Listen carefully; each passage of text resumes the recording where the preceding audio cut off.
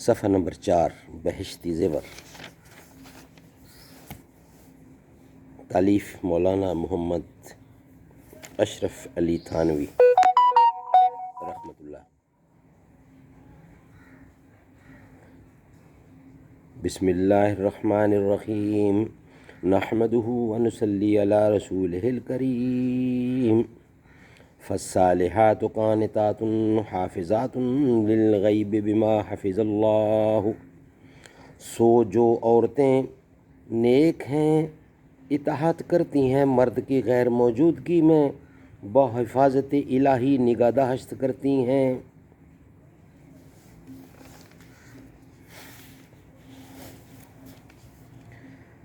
صفحہ number 4 page 4 Bahishti Zewar, حصہ اول۔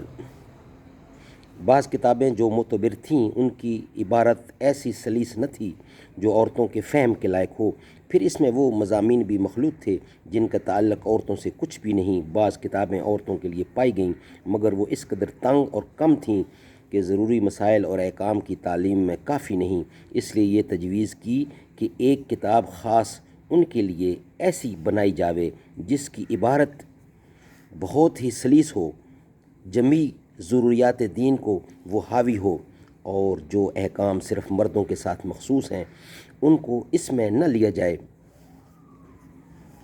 اور وہ ایسی کافی و وافی ہو کہ صرف اس کا پڑھ لینا ضروریات دین روزمرہ میں اور کتابوں میں مستغنی کر دے۔ اور یوں تو علم دین کا احاطہ ایک کتاب میں ظاہر ہے کہ ناممکن ہے، اسی طرح مسلمانوں کو علماء سے استغنا محال ہے۔ کئی سال تک یہ خیال دل میں پکتا رہا، لیکن بوجہ عروض و عوارض مختلفہ کہ جس میں بڑا امر کم فرصتی ہے، اس کے شروع کی نوبت نہ آئی۔ آخر سن 1320 ہجری میں جس طرح بن پڑا، خدا کا نام لے کر اس کو شروع کر دیا، اور خدا کا فضل شامل حال یہ ہوا کہ ساتھ ہی اس کا سامان طبع بھی کچھ شروع ہو گیا۔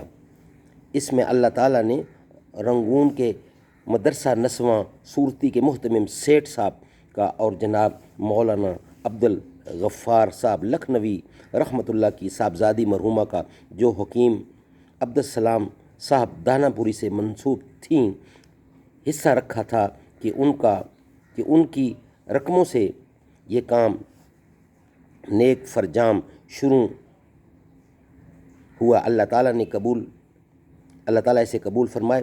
دیکھیے آئندہ اس میں کس کس کا حصہ ہے۔ تالیف اس کے برائے نام اس ناکارہ و ناچیز کی طرف منسوب ہے، اور واقعہ میں اس کے گل سرسبد جپی عزیز اور اس کے گل سرسبد حبیبی عزیز مولوی سید احمد علی صاحب فتح پوری سلام اللہ تعالی با وفات و آفات ہیں، جزاہم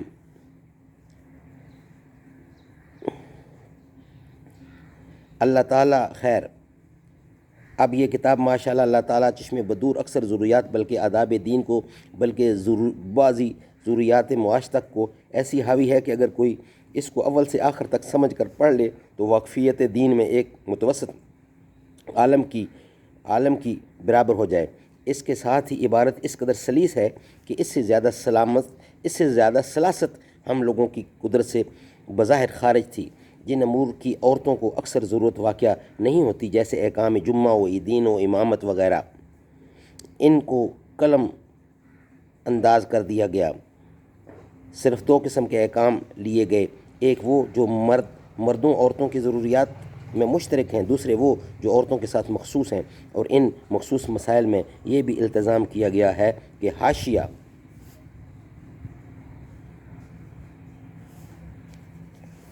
اور جو مسئلے ایسے مشکل ہوں کہ لڑکیوں کی سمجھ میں نہ آئیں، ان پر بھی سردست نشان بنا دیں، بعد چندے جب سمجھ آ جاویں اس وقت سمجھا دیں۔ اس حصہ کے بعد ضمیمہ اولیٰ کو بھی پڑھا جاوے، مگر ضمیمہ ثانیہ کو پڑھانے کی حاجت نہیں۔ گھر میں جو مرد یا عورتیں زیادہ عمر ہونے کی وجہ سے پڑھنے کے قابل نہ ہوں، ان کے لیے ایک وقت مقرر کر کے سب کو جمع کر کے یہ مسائل سنا کر سمجھا دیا کریں، تاکہ وہ بھی محروم نہ رہیں۔ بلکہ کبھی کبھی محلہ اور بستی کی عورتوں کو جمع کر کے بھی کتاب سنا دیا کریں اور سمجھا دیا کریں، اچھا خاصا واز ہو جائے گا۔ اور جب ایک بار کتاب اس طرح ختم ہو جائے پھر سنانا شروع کر دیں، مسئلے خوب یاد ہو جائیں گے اور بعضی سننے والیاں بھی نئی ہوں گی۔ پڑھانے والوں کو چاہیے کہ پڑھنے والیوں کو ان مسئلوں کے موافق عمل کرنے کی خاص تاکید اور دیکھ بھال رکھے، کیونکہ علم سے یہی فائدہ ہے کہ عمل کرے۔ پڑھانے والے کو چاہیے کہ جو مسئلہ خود سمجھ میں اچھی طرح نہ آئے اٹکل سے نہ پڑھاویں، بلکہ کسی عالم سے پہلے تحقیق کر کے پھر پڑھ لیا کریں۔ مولانا اشرف علی تھانوی۔